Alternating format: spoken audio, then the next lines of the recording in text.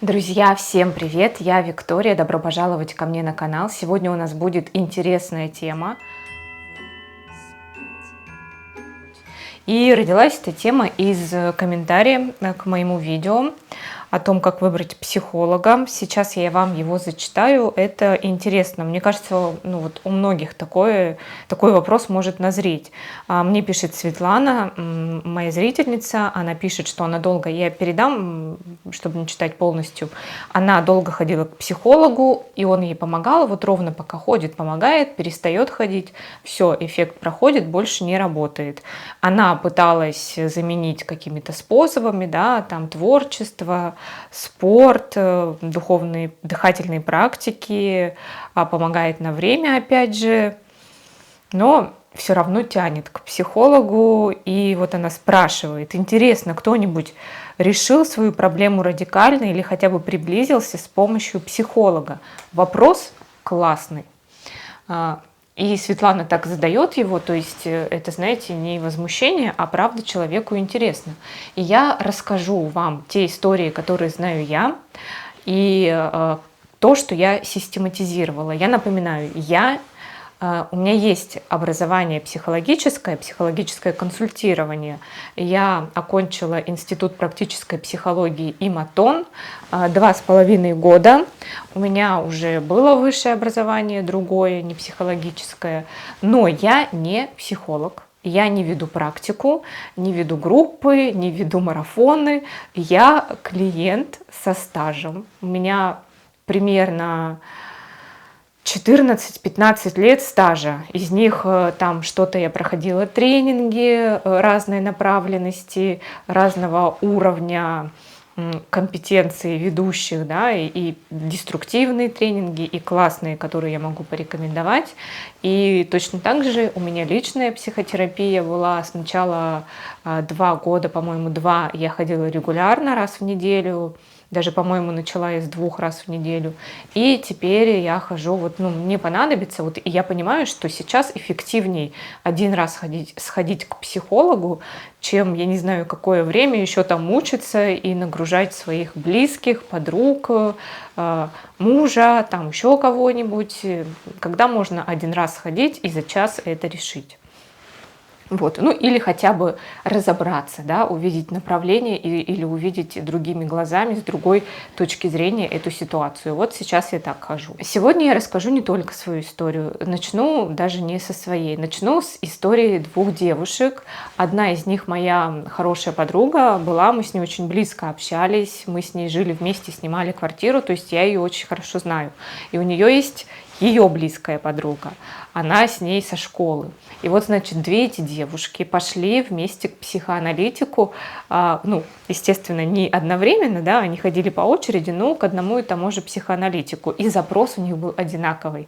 У них был запрос выйти замуж. И у той, и у другой. Выйти замуж, создать семью, да, не просто там замуж выйти, печать поставить и забыть. Нет, вот именно создать семью свою. И одна девушка поставила себе срок, ровно год, что она такое есть, заключить контракт с психоаналитиком, такое есть. Это не то, что там, да, она обязана это исполнить или там у нее какие-то штрафные санкции. Нет, это прям такой прием есть в психотерапии, в психоанализе, заключают контракт, прописывают сроки и так далее. И вот, значит, она прописала срок, год, она должна выйти замуж. Она хочет выйти замуж, точнее, да, это я уже там должна. Она хочет выйти замуж. Вторая, это моя подруга близкая, она не ставила себе такой срок, вообще никакой срок не ставила, просто пришла, сказала, что вот, хотелось бы ей замуж. И вот, значит, прошел год. Вот эта девочка, которая такая четкая, у нее контракт, она реально через год выходит замуж. И она уходит из психоанализа, потому что у нее был ровно 1 запрос, ровно 1 проблема. Она эту проблему решила, ушла, и больше она не ходила ни на группы, ни на тренинги, никуда, вот только исполнила вот этот контракт. Наверное, потом она еще могла пойти по каким-то запросам, да, но вот на тот момент она все сделала, и она ушла. Все, ее больше ничего не тревожило, она вышла замуж, у нее там через год, по-моему, родился ребенок, все, она сделала то, что хотела. Моя подруга этого не сделала. И вообще по ходу работы стали появляться большие сомнения, что это вообще ее запрос, что она пришла решать вот именно, ну да, если говорить с точки зрения проблем или даже задач, я бы все-таки позитивно сформулировала задачу, это не ее задача, моей подруги в смысле. И поэтому через год, не через два она ее не решила, потому что у нее внутри этого запроса и не было. И скорее всего, вся ее весь психоанализ направлен на то, чтобы вытащить, от чего она на самом деле хочет, да, либо чего она боится, почему она не выходит замуж, да, если если она не хочет, она, наверное, поэтому и не выходит. То есть психоанализ, получается, направлен на другое. Таким образом, вот исходя из этих двух историй, я могу сказать, что вот такой четкий запрос, да, вот такое четкое формулирование задачи конкретной, да, с конкретным сроком, это, скорее всего, приведет к тому, что человек правда ее решит. Но еще при условии, что человек правда пришел именно со своей задачей, а не с тем, что навязано обществом, что вот возраст подошел, да, или еще по каким-то критериям люди приходят с такими задачами.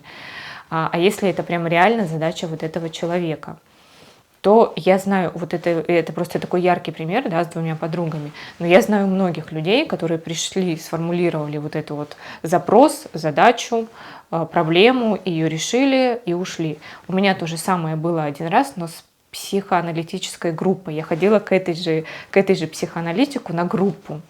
И я пришла на эту группу ровно на год. Я прям сказала, я прихожу на эту группу ровно на 1 год, потому что у меня было 2 запроса. Первое, я сама тогда начинала вести свою группу.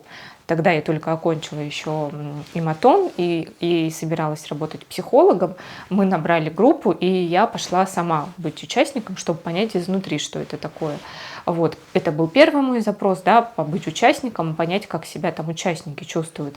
Второй запрос был научиться общаться с людьми, но по-другому, да, вот не так, как мы в жизни общаемся, а более открыто, понимать мотивацию свою, других людей, узнавать, как ты на самом деле выглядишь, да, как ты ведешь себя по отношению к другим людям, как они это считывают. В таких группах обычно люди дают обратную связь, причем когда ты просишь, дают ее конструктивно, бережно, и ты можешь понять, ага, значит, я на самом деле там вызываю у людей вот такие эмоции вот таким своим поведением. Значит, если я хочу вызывать другие, то, может быть, стоит вот так себя вести. Там это становится очевидно и в комфортной, безопасной обстановке. Да? Там еще есть психоаналитик, который поможет тебе как-то это осознать, пережить, и всей группе это поможет сделать.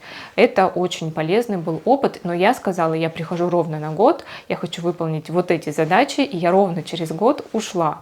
То есть вот ту задачу я прям реально выполнила.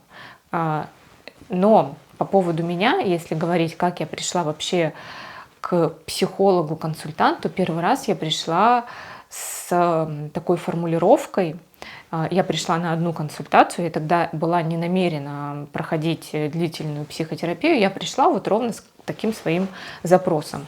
Он примерно был сформулирован таким образом, очень нечетко, я сама тогда ничего не понимала, я пришла и сказала, вы знаете, вот у нас, я работала тогда в программе «Питер. Инструкция по применению», ведущей по рубрике, я пришла и сформулировала это так. У нас, говорю, знаете, проходят общие собрания, на которых разбирают, вот кто что снял, там ошибки разбирают, ошибки конкретно, да, какой-то темы, ошибки того, как это снято, ошибки того, как организован процесс, и выставляют всем ранг какой-то, и по этому рангу выдавали деньги. То есть, чем выше ранг, тем больше тебе дадут денег за твою съемку, да, за конкретный материал. И я сформулировала так, что вот я, когда на этих собраниях, я себя чувствую, точнее, я прям вот так описала, я прям помню этот запрос, я чувствую, что мне что-то давит на грудь, настолько мне сдавливает, что когда доходит очередь мне что-то объяснять и говорить, я не могу это сказать громко и четко, потому что у меня даже голоса нет, это было правда так, мне вот так вот сдавливала грудь, горло сдавливало, да, вот что-то давило на грудь, сдавливало горло, но это я вот прям вам описываю мой запрос, мой первый запрос, когда я пришла к психологу, это мне, значит, сдавливает, горло передавлено, и я не могу ничего сказать, я очень тихо что-то говорю, никто меня не слышит, и я не знаю, что с этим делать. Вот с таким я пришла запросом к психологу. Мы с ней поработали, и вот это, наверное, вот я не знаю, как у Светланы конкретно. Светлана, если смотрите, напишите. Но вот конкретно тогда было так. Психолог мне помог реально. Она мне помогла в этом случае. Мы там с ней сделали упражнения из арт-терапии.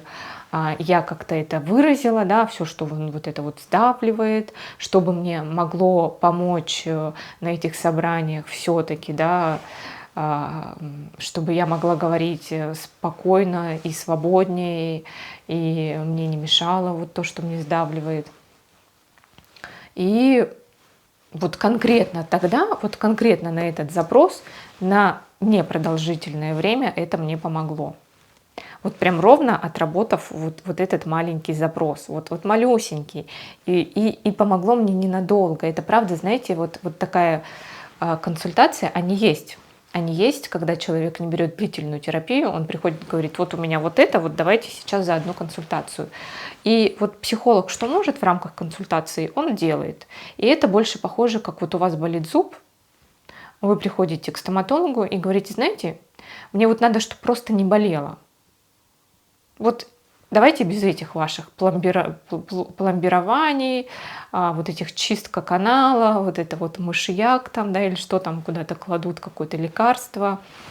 Что кладут, да? Я не помню, что там в зуб кладут. В общем, вот давайте без этого, вот просто чтобы не болело. Он такой, ну окей, вот тебе анальгин или что там обезболивающее, нурофен, выпей таблеточку, не будет болеть. И правда, ну, какое-то время не болеть, да, пока там уж не разрастется. Вот. Это я так образно, да, естественный нормальный стоматолог тебе будет настаивать, что надо лечить. Но психолог так не может делать, и поэтому она такая, на тебе таблеточку, на время поможет. Помогло. Помогло на время. Почему я говорю, что мне это напоминает? Может, у Светланы не так. Тут Светлане видней. Вот у меня было так. Потом, когда я уже к этой же психологу пошла на тренинг длился год, и это хороший тренинг, это глубокий тренинг. Там в группе было 12 человек. В общем, это не вот та жесть, о которой я рассказывала раньше на канале. Это хороший тренинг. И там произошли проработки, потом я пошла учиться на психолога, и там мы с ней встретились, вот с этой психологом, и она рассказала, что когда я первый раз пришла к ней на консультацию, она говорит, ты, говорит, приехала как в танке, ты была настолько в психологических защитах вся, что я тебе даже не предлагала длительную психотерапию. И психолог имеет на это право. Ну вот особенно, когда у психолога очень большая очередь, да, у него очень много клиентов, он уже их выбирает. Работать с человеком в куче психологических защит, вот как она говорит, в танке, это очень тяжело. Это сизифов труд. Этот человек вам будет ходить год, вы будете с ним работать, вы немножко подвинете какую-нибудь его защиту, будете праздновать победу, и через неделю он придет еще с 3 защитами, с усиленным, с конвоем еще придет.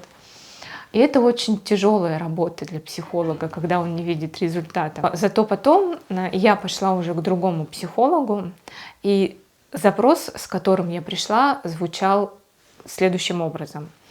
Опять же, это был запрос внутренний, да, я ни разу пока не приходила к психологу, вот именно к психологу на личную терапию с запросом там у нас есть год, я хочу выйти замуж, или у нас есть полгода, я хочу купить машину. Ни разу с таким запросом я не приходила, я приходила с внутренними запросами. И мой запрос звучал следующим образом. Это длительный запрос, кстати, я его решала очень долго. Он звучал так, что у меня есть 2 части, и я живу свою жизнь вот сначала, допустим, одной частью, это такая беспомощная часть, То есть я в этой части могу впадать в депрессии, я чувствую себя уязвимой постоянно, какой-то раненой, я все время какой-то, у меня какие-то неудачи случаются, я все время как будто бы расфокусирована, я ничего не могу сделать, мне нужен кто-то, на кого я буду опираться, и кто за меня все решит. Есть другая моя часть. Другая моя часть очень властная, контролирующая, у нее все получается, она может вообще, знаете, она такая, как говорится, ни любви, ни тоски, ни жалости. Вот это вот такая вот часть. И между ними, между этими частями очень сильный разрыв. И вот я пришла к психологу, сказав, что я не знаю, как мне вот жить, потому что это, знаете, еще чревато тем, что вот одна моя часть что-то создает, да, ну, у каждой из них на самом деле есть своя сила, как я потом выяснила. Вот эта, та, которую я называла беспомощной, очень хорошо создает отношения. Она на самом деле очень добрая, она очень творческая, она очень свободная. Да, ей не важны результаты, ей не важны цели. Она сосредоточена больше на внутренней жизни. Для нее не существует понятия успешность, неуспешность. Там человек господи, неудачник человек, или он всего достиг. То есть у нее нет этих понятий вообще социальных. А совершенно свободная такая, знаете, чуть ли не такая древняя хтоническая сила. И есть другая часть. Она четкая, она абсолютно социализированная, она опирается на все понятия и все ценности в обществе. Она в обществе как рыба в воде, она знает, с кем общаться, с кем не надо, кто полезный, кто не полезный. То есть она вот именно такая нацеленная на успех в обществе, назовем это так, нацеленная на победу, нацеленная на достижение, вот такая часть. И, естественно, когда захватывает одна часть, она полностью разрушает достижения другой. И это очень некомфортно. И у меня было вот такое, да, я не знала, а кто я там? А я-то вообще кто? Кто я? Я человек, который хочет достигать, я не знаю, карьерных высот, или я человек, который хочет заниматься только творчеством и вообще на все положить?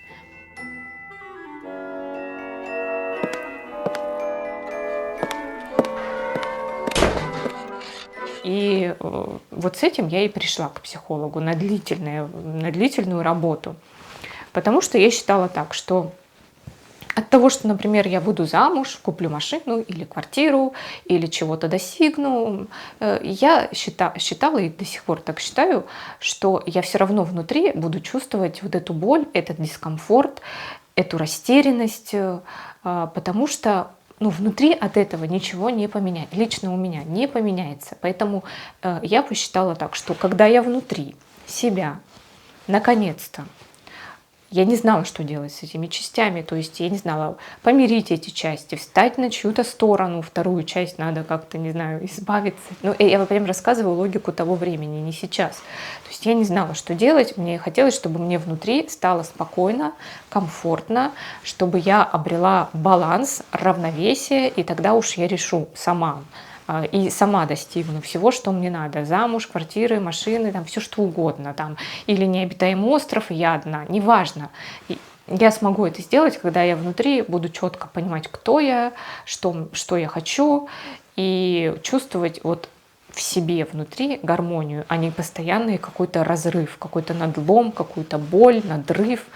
И как будто я куда-то качусь все время, такой страх провалиться куда-то, да, в какую-то из этих частей. И я пришла вот с таким запросом. И отвечая на вопрос Светланы, вот этот запрос решить, это значит решить очень много мелких задач.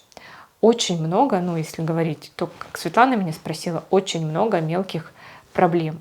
Вот на тот момент я это уже понимала. И был период, когда вот я чувствовала, да, что мне психолог прям очень нужен, что вот если я сейчас не приду, и я просто не буду знать, что делать. Не буду знать, что делать. Это правда так. Но случилось в моей жизни такое событие. Наверное, Я уже была тогда к этому готова, уже прошло много лет психотерапии, и в моей жизни все полетело под откос. Это был очередной возрастной кризис, все стало рушиться. И в этот момент я чувствовала сумасшедшую тревогу. И мне не мог помочь никто. Ни психолог, ни разговоры с подругами, с родственниками, ни все вместе. Я просто все время было ощущение, что я на грани какого-то психоза. Но благодаря вот годам психотерапии к этому моменту я уже была способна это выдержать.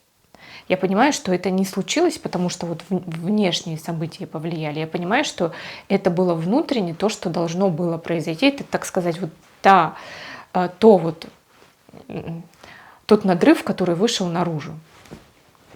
И я его пережила. Я его пережила самостоятельно.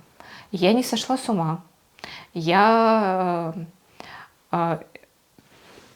не вела себя деструктивно, в том смысле, что я сама себя не разрушала, там, знаете, человек часто в таких ситуациях, там, не знаю, начинает злоупотреблять алкоголем или как-то, не знаю, деструктивно себя вести, что-то разрушать, какие-то... Нет, я в этот период пошла учиться на режиссера, и я в этот период просто использовала это состояние, выразила его в творчестве. Очень много там было негатива, очень было тяжело мне учиться на режиссера, очень было все туго, и группа у нас собралась, мне кажется, такая похожая. Но я это выдержала. Я уверена, что мне позволило... Вот, и, кстати, в тот период, когда я это выдержала сама, психолог мне уже не помогал, у меня прошла и вот то, что называет Светлана, зависимость от психолога. Я поняла, что мой психолог, она не всесильна. И вообще ни один психолог не всесилен. И вообще ни один человек не сможет мне помочь. Я вот в этом каком-то кошмаре, внутреннем, это больше внутренне происходило, я обрела то самое равновесие, я обрела ту самую опору, и я стала полагаться именно на себя.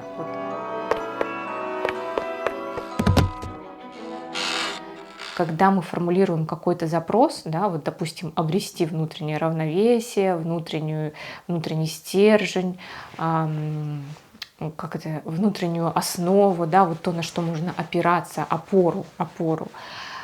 Ситуация, скорее всего, сложится так, что как в пилатесе, вы попадете в такую позу в жизни, и вас будет так трясти, что вам придется это равновесие обрести, либо вы упадете и не встанете никогда. И я попала в эту ситуацию. И годы тренировок, как я это сейчас понимаю, у психолога, годы решения каких-то более мелких задач, проблем, они привели к тому, что вот я к этой вот точке была уже готова. Я была готова, и я все-таки смогла это сделать. И сейчас я хожу к психологу очень избирательно. Я не хожу, потому что вот мне прям надо, у меня зависимость. Я могу даже, когда я иду, я могу даже не ходить. Я понимаю, что я могу и не идти. Но я думаю, зачем я буду сейчас долго пытаться это внутри себя решить, когда здесь можно сделать побыстрее. Вот и все. Вот сейчас хожу чисто из-за времени. Я такая думаю, я сама буду решать это месяц, неделю буду вот в этом состоянии находиться с психологом, мы это решим за час. И я такая, окей, здесь стоит это сэкономить время и сходить. А иногда я специально не иду, потому что хочу решить сама этот вопрос. Хочу внутри себя. У меня сейчас уже есть этот потенциал. Пока я не сталкивалась с такой проблемой и с такой задачей, которую я не могу решить без психолога. Может, еще что-то случится, но пока я понимаю, что во мне я обрела этот ресурс внутри себя. Но для этого мне понадобилось ну как это сказать правильно, 2 года постоянной терапии, да, когда я ходила регулярно, и потом еще лет 10 я ходила, ну так, когда захочу, и еще всякие тренинги, группы психоаналитические. Ну, да, много лет работы. Но я хочу сказать, что вот многие проблемы, которые мне тогда казались проблемами, они сейчас передо мной даже не стоят. У меня сейчас даже нет отношения к этому как к какой-то проблеме. Это для меня вот ну, просто какая-то ситуация. Ну вот есть же ситуации, там, я не знаю, надо сходить в магазин, купить продукты. Просто надо это сделать. И вот сейчас какие-то есть вещи, которые раньше для меня были проблемой, они вот сейчас для меня абсолютно обыденные. Вот таким образом. Так что, подводя итог, я скажу, что психолог может решить проблемы, когда, и все-таки можно буду говорить задачи. Психолог может решить задачи. Первое, они должны быть очень четко сформулированы, да, чем четче, чем понятней. Лично для вас это сформулировано, тем больше шансов, что он это решит. Когда задача точно ваша, да, точно, не привнесенная извне, не навязанная, вот как я рассказывала пример 2 девушек, которые пошли выйти замуж. Одна вышла, а другая нет. Так вот, у той, которая вышла, у нее это была реально ее задача. У второй нет, это я говорю со всей ответственностью. Ой, я ее хорошо знаю, эту девочку. Она, правда, не хотела она замуж. Не хотела. Вот на тот момент на самом деле у нее были другие задачи. А пошла она, потому что надо, время, пора, часики тикают. Реально она пошла из-за этого. Вот, поэтому, если задача ее материальная, четко сформулированная, психолог может помочь это решить. А второе, есть задачи, проблемы, которые очень абстрактные, да, и не очень иногда понятно, и можно измерить, решена ли она. Вот как в моем случае. Вот я пришла и говорю, у меня вот 2 части. Вот давайте сделаем из нее что-нибудь. Я даже не знала, что делать. Одну часть, выбрать одну. В общем, было нечетко. И у меня тогда не стояло требований к психологу, чтобы он это решил. Прям немедленно. Я получала удовольствие от процесса. Я обожаю психологию. Мне очень интересно. Это очень такая разминка для ума и такой инструмент. Вот. Поэтому я получала удовольствие от самого процесса, но я понимаю, что это очень затратно. Вот сейчас мой психолог стоит 2500 за сеанс. Ну, сами понимаете, да? Это при этом недорого. Я даже не знаю, сколько она берет сейчас новых. У психологов часто, если они долго работают, они фиксируют. Но, естественно, ту цену 10-летней давности она не сохранила. Но это недорого. То есть нормальная цена где-то там, 5 бывает у психологов. В Москве еще больше, мы в Питере, если что. Поэтому, да, я знаю, что это затратно, что это дорого. Я все это понимаю. Но я хочу сказать, что свет в конце тоннеля есть. И я сейчас говорю только, да, я сейчас не беру, да, в расчет вообще тех, которые далеки от психологии, людей, да, которые на самом деле не психологи, а там и только так себя называют. Я прям говорю сейчас о хороших психологах. Мы сейчас говорим о ситуации, что психолог хороший, квалифицированный, это его призвание, и он любит эту профессию, да. С этим все в порядке. То есть я сейчас только это рассматривала.